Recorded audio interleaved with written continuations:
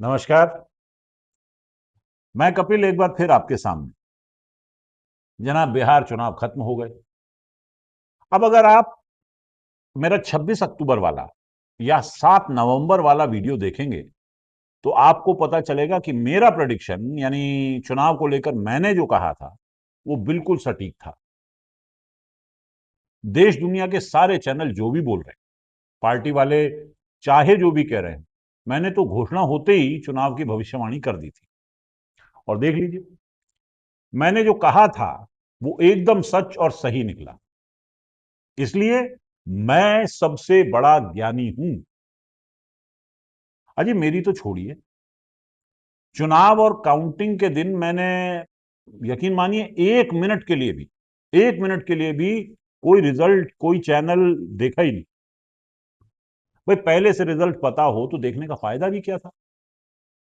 जब गेम ही प्रीसेट हो तो मेरी दिलचस्पी वैसे भी खेल में नहीं रहती। अपना अपना मिजाज है साहब। अब आप यकीन मानिए, मैं अगर चुनाव विश्लेषक होता तो गेम कुछ और होता। हालांकि मुझे इस चुनाव में मजा नहीं आया, ये बात शायद आप समझ गए होंगे। खैर,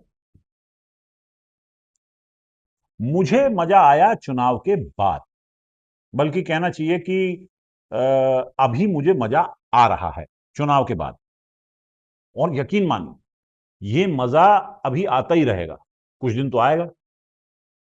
वैसे भी हंसने के बहुत कम मौके होते हैं, तो जो भी मौका मिलता है मैं लपक लेता हूं। तो मुझे आजकल बहुत मजा आ रहा है। अगर आपको भी ऐसा मजा लेना है तो फौरन सोशल मीडिया प्लेटफॉर्म्स पर जाइए और इस मजे का लुत्फ उठाइए। सच कह रहा हूं, मजा ना आए तो पैसा वापस। चुनाव के बाद जैसा कि अक्सर होता है, बहुत सारे राजनीति के माहिरों ने अपनी ओपिनियन देना शुरू कर दिया है। शानदार ओपिनियन है साहब, शानदार। इससे कम कोई शब्द इन ओपिनियंस के चरित्र को जाहिर नहीं कर सकता। अब इनमें से कई कांग्रेस के हमदर्द हैं, कई आरजेडी के हमदर्द हैं, और कई तो बुरा मत मानिएगा, कम्युनिस्ट पार्टियों को अपनी ये करोड़ों करोड़ों की ओपिनियन जो है वो मुफ्त में देते घूम रहे हैं। काश किसी ने इनकी बात पहले सुन ली हो। काश कि इन्हें कंसल्टेंट बनाकर चुनाव लड़ा गया होता।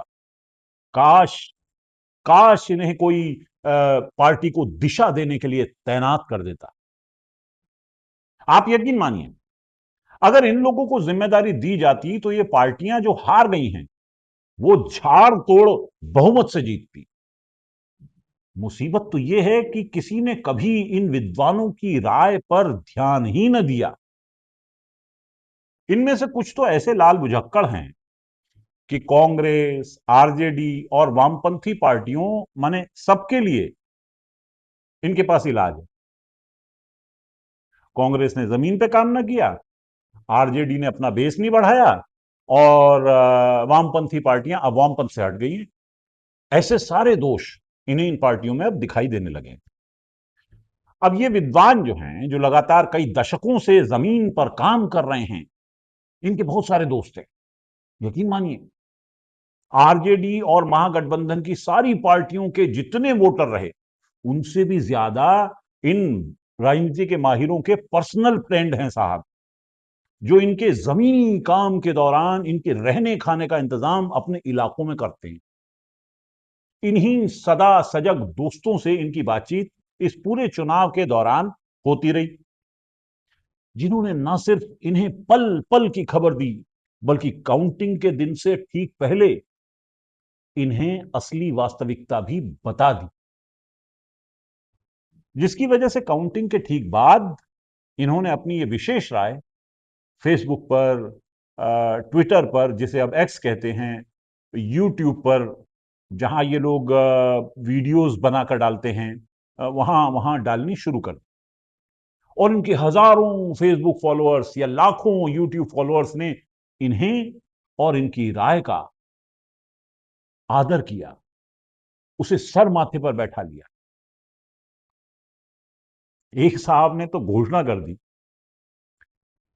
कि वामपंथी पार्टियों को जो वोट नहीं मिला है वो इसलिए कि पिछले 30 सालों से इन वामपंथी पार्टियों ने अपना वामपंथ वाला रास्ता छोड़कर बूर्जुआ राजनीतिक रास्ता पकड़ लिया है।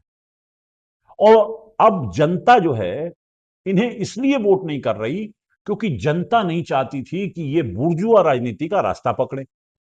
और इसी नाराजगी में वामपंथ की समर्थक जनता ने बूर्जुआ राजनीति करने वाली बूर्जुआ पार्टियों को अपना वोट दे दिया।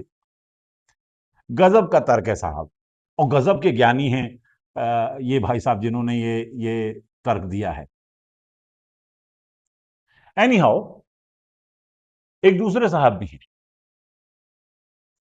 वो कहते हैं कि कांग्रेस को इस हार से सीखना चाहिए, यानी वो कांग्रेस को सलाह दे रहे हैं, साथ ही उन्हें जमीन पर काम करने, अपनी पार्टी की संरचना में कुछ फेरबदल करने की सलाह दे रहे हैं। कई कांग्रेस समर्थकों का कहना है कि कांग्रेस की कार्यशैली में दिक्कत है, जिसने कारगर आदमियों को मौका नहीं दिया बल्कि अपनी मर्जी से टिकट बांट दिया। स्थानीय लोगों की इसे इन्हीं विद्वान की अपनी इच्छा समझिए नहीं सुनी, माने इन माहिर की नहीं सुनी। और सबसे बड़ी बात, चुनावों में जो जितना और जैसा सम्मान इन माहिर को दिया जाना चाहिए था वो नहीं दिया गया। इसमें एक आध विद्वान कांग्रेस को नेहरू के रास्ते से न हटने की सलाह भी दे रहे हैं। उनका कहना है कि कांग्रेस नेहरू के रास्ते से हट चुकी है। कुछ का कहना है कि कांग्रेस यानी राहुल गांधी बातें तो सही करते हैं लेकिन राजनीति के दांव पेंच अभी नहीं जानते, इसलिए उन्हें अपनी जगह किसी और को यहां, समझिए कि ये विद्वान चाहते हैं कि इनको कांग्रेस का अध्यक्ष बना देना चाहिए।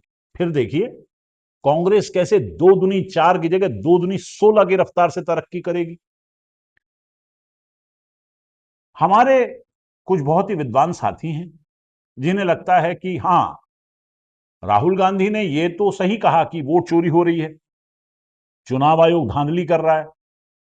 राहुल गांधी ने जो सबूत दिए और दिखाए वो अकाट्य हैं और उनका कोई जवाब नहीं किसी के पास। लेकिन, और ये लेकिन ही सबसे बड़ी चीज है, तो लेकिन क्योंकि वो बिहार चुनाव में जीत हासिल नहीं कर पाई कांग्रेस, इसलिए धांधली नहीं हुई है। अब राहुल गांधी के आरोप तब सत्य माने जा सकते थे, सच माने जा सकते थे, अगर राहुल गांधी ये चुनाव जीत जाते, कांग्रेस ये चुनाव जीत जाती। अब ये गजब का कनंड्रम है भाई, अगर धांधली हुई तो राहुल गांधी जीतते कैसे, और अगर अगर धांधली नहीं हुई तो फिर सबूतों पर यकीन करना कैसे संभव है। तो ये जो अजब गजब तर्क हैं इन चुनाव के बाद इन ज्ञानियों के, राजनीतिज्ञों के, वो कमाल के हैं, जिन्हें गर्म चाय के कप की चुस्कियां लेते हुए पढ़ा जा सकता है और हंसा जा सकता है। आरजेडी और अन्य संगठनों की बात तो क्या ही करनी, पहले तेजस्वी अच्छे थे अब नहीं हैं, पहले वो राजनीति जानते थे अब नहीं जानते हैं, पहले उन्होंने युवाओं को रिझा लिया था, अब युवाओं में वो अपनी बढ़त नहीं बना पाए, अपनी पहुंच नहीं बना पाए। पहले उन्होंने बेरोजगारी को मुद्दा बना लिया था, वो अब जो है सिर्फ MY के फार्मूले में उलझ कर रह गए। पहले उन्होंने पार्टी को नई दिशा दी थी, अब वो पार्टी उसी पुराने ढर्रे पर चला रहे हैं। तो साहब बिना देर किए फौरन अपने फोन, लैपटॉप, कंप्यूटर पर सोशल मीडिया साइट्स खोलिए और इनका मजा लीजिए। बाकी चचा हमारे गालिब कहकर मरे हैं, तू दूसरों की बात कर, तू दूसरों की बात कर, खुद क्या किया ये मत बता, तुझे सब में दिखेंगी बुराइयां जो नाबीना बन के देखेगा। अब गालिब क्या कह गए, क्यों कह गए, ठीक कहा या गलत, ये मेरा विषय नहीं है, ये आप जानिए। बाकी फिर मिलने पर नमस्कार।